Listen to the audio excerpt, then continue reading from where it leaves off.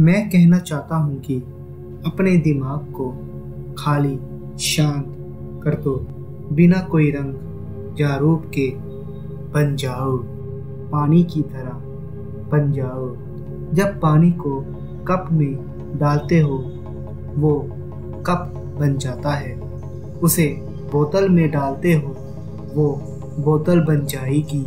पानी उड़ भी सकता है और जम भी सकता है। मेरे दोस्त, पानी की तरह बन जाओ।